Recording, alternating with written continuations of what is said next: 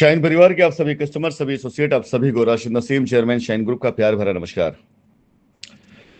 साथियों, सबसे पहले तो आप सभी लोगों का इंटरेस्ट जो आप लोगों ने लखनऊ तक सफर किया ऐसे सर्दियों के मौसम में, और महाकुंभ के आयोजन की वजह से होने वाले ट्रैफिक की जो परेशानियां हैं उन सबको पार करते हुए किसी भी तरीके से आप सभी वो सारे कस्टमर जो इस समय प्रयागराज से क्रॉस करते हुए, खास करके उन रास्तों से क्रॉस करते हुए लखनऊ पहुंच रहे हैं, उनकी परेशानियों को मैं समझ सकता हूं, लेकिन फिर भी उनके प्रयासों को मैं सम्मान करता हूं और वादा करता हूं कि आपका प्रयास किसी भी हाल में खाली नहीं जाएगा। जैसा कि मैंने आप सबको बताया, और संभवतः ये होता भी यही है कि हमारे बहुत ढेर सारे ऐसे कस्टमर हैं, अधिकतर कस्टमर ऐसे हैं जो अभी पहुंच पाने में असमर्थ हैं। कहीं किसी की पोस्टिंग बाहर है, कहीं कोई बाहर रह रहा है, किसी के साथ छुट्टियों की प्रॉब्लम चल रही है, और इन सब चीज़ों को ध्यान में रखते हुए एज यूजुअल, जैसा कि अमूमन लोग उम्मीद करते भी हैं कि आपके मैसेजेस मुझे लगातार बदस्तूर मेल के थ्रू, मैसेज के थ्रू प्राप्त हो रहे हैं, जिसमें आप सबकी तरफ से निवेदन किया जा रहा है कि कोई मार्च में पहुंच पाएगा, कोई अप्रैल पहुंच पाएगा, कोई मई पहुंच पाएगा, कोई 10 दिन की डेट आगे बढ़ाने की बात कर रहा है। ऐसी कई चीज़ें मेरे सामने आ रही हैं जिसके बारे में मैं आप सभी लोगों से कहना चाहूंगा कि अभी उस पर मैं कोई वायदा नहीं कर पाऊंगा, इसलिए क्योंकि सारी चीज़ें हमारी कानूनी मान्यताओं के साथ बंधी हुई हैं और हम कानून के द्वारा दिए गए रास्तों में ही रास्ता निकाल रहे हैं। उससे इतर, उससे अलग कोई रास्ता नहीं निकाला जा रहा है। जैसा मैं पहले बता चुका हूं कि इलाहाबाद हाईकोर्ट के जजमेंट आने के बाद बहुत ढेर सारे ऐसे नौसिखिया वकीलों ने अपनी दुकानें खोल ली थी और शाइन सिटी के कस्टमर्स को उन्होंने एक तरह से पैसा छापने की मशीन समझ लिया था। एक कस्टमर से एवरेजन 5,000, 10,000, 15,000, 20,000 जो भी मिल जाए, अगर किसी भी एक वकील को सिर्फ मात्र 100 कस्टमर मिल जाता तो भी 5 लाख रुपए उनके बने हुए थे। अब इस तरह की चीजों को जिस तरह प्रमोशन दिया जाने लग गया, उससे कंपनी के कस्टमर को अपनी तरफ खींचने के लिए जिस प्रकार कंपटीशन होना शुरू हो गया था और झूठी चीजें लिख लिख करके क्लेम डाली जाने लगी थी। कोई एक कस्टमर ये कहता कि मेरा ये पैसा मिलेगा नहीं मिलेगा, दूसरा कहता मैं दिलवा दूंगा, तीसरा कहता नहीं मैं आपसे उससे पहले दिलवा दूंगा। ऐसे दुकानें खोलकर लोग बैठ गए थे, जिससे आप कस्टमर की क्लेम जाने के बाद रिजेक्शन पर भी आए और आ भी रहे हैं और आएंगे भी। दूसरी सबसे बड़ी बात ये, वो कस्टमर सम्मानी है जिन्होंने इंतजार किया, जो ऐसे वकीलों की अफवाहों पे नहीं गए और जिन्होंने कंपनी भरोसा किया। वो अगर क्लेम में नहीं जा रहे थे, नहीं जा पाते किसी वजह से, कम जानकारी की वजह से, ज्यादा पैसा ले जाने की वजह से, या पैसा ना होने की वजह से, तो भी उनके साथ अन्याय था, क्योंकि कानूनन कंपनी 15 तारीख के बाद फ्री हो जाएगी। जी हाँ दोस्तों, 15 तारीख के बाद सिर्फ, अब तक अगर मेरे प्रयास ना होते, सिर्फ एक तरह के कस्टमर के जवाबदेह मैं होता, वो कस्टमर जो स्पेशल कोर्ट गए होते। बाकी जो नहीं गए थे स्पेशल कोर्ट, इस तरह कोई भी कस्टमर यदि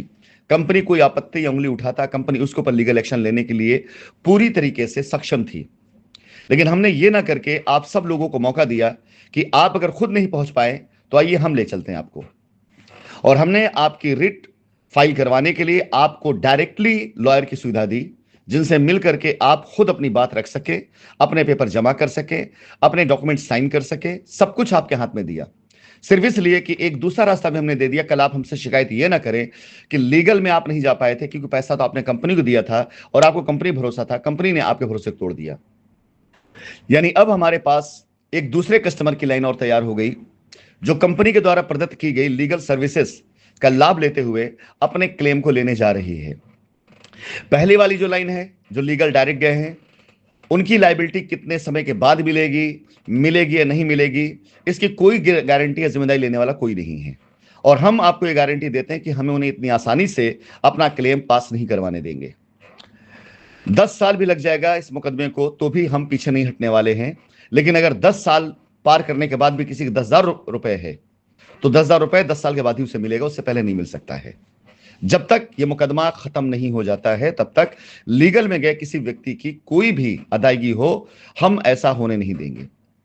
अब इसके बाद आती है बारी वो सारे लोग जो कंपनी द्वारा दी गई सर्विसेज से लीगल में जा रहे हैं, उनका क्या? दोनों में जमीन आसमान का फर्क है। एक जा रहा है ये इल्जाम लगा करके कंपनी भाग गई है, हमारा पैसा हमें दिलाया जाए कानूनन। दूसरा पक्ष फेवर में यह कहता हुआ जा रहा है कि हमें कंपनी पूरा भरोसा है, हमें कंपनी विश्वास है, कंपनी कहीं नहीं भागी, कंपनी हमारे संपर्क में है, और हम कंपनी के द्वारा ही अपनी लायबिलिटी खत्म करना चाहते हैं, क्योंकि हम मानते हैं कंपनी दोषी नहीं है। तो इन दोनों पक्षों में जो आपस की कंट्राडिक्टरी है, वो उनके डॉक्यूमेंट्स, उनके क्लेम की लैंग्वेज और कंपनी की सहमति और कंपनी की उपस्थिति परिस्थिति भी वहां पर इनके क्लेम को मजबूत करती है कि माननीय उच्च न्यायालय यदि फैसला करता है कि हाँ ये सारे कस्टमर जो ऑलरेडी कंपनी से सेटिस्फाइड है जाना चाहते हैं, हम इनकी लायबिलिटी पहले उतार दें और बाकी जिन लोगों ने ये कहा कंपनी भाग गई इनकी पूरी जांच करा ली जाए। तो इस बात को समझिएगा कि जो कस्टमर ये कह के आ रहा है कि कंपनी पूरा भरोसा है, हम कंपनी के साथ हैं, हम न्यायालय से ये निवेदन करेंगे कि आप इनकी फरियाद सुने, हम इनके साथ खड़े हैं, हमें मौका दें, जमीन आप पास, आप इन्हें दे दीजिए, हम तैयार हैं देने के लिए। और जो लोग ये कह करके आए हुए हैं कंपनी भाग गई है, उनका पैसा डूब गया है और उनका पैसा दिलवाया जाए, कंपनी ने स्कैम किया हुआ है, इनकी जब तक जांच नहीं होती, इनकी बात कहां तक सत्य, तब तक इनका 1 रुपया न दिया जाए। ये 2 तरह कस्टमर आज की तारीख में मैदान के अंदर मौजूद हैं। और तीसरा कस्टमर का धड़ा वो होता है जिसने ये सोच रखा है कि वो कानून से और कंपनी से ऊपर है, या जो ये मान के चल रहा है कि उसका पैसा डूब गया और हम आगे कुछ नहीं कर पाएंगे, वो घर बैठा हुआ है। इन दोनों तरह कस्टमर की भी क्लासिफिकेशन है। जो ये मान चलता है कानून से ऊपर है, कंपनी से ऊपर है, वो हो सकता है शायद आने वाले समय में कस्टमर के नाते कंपनी पर प्रेशर डालने की कोशिश करे, जो असंभव है। हो सकता है एसोसिएट प्रेशर डालने की कोशिश करे, जो करना नहीं चाहिए उसे।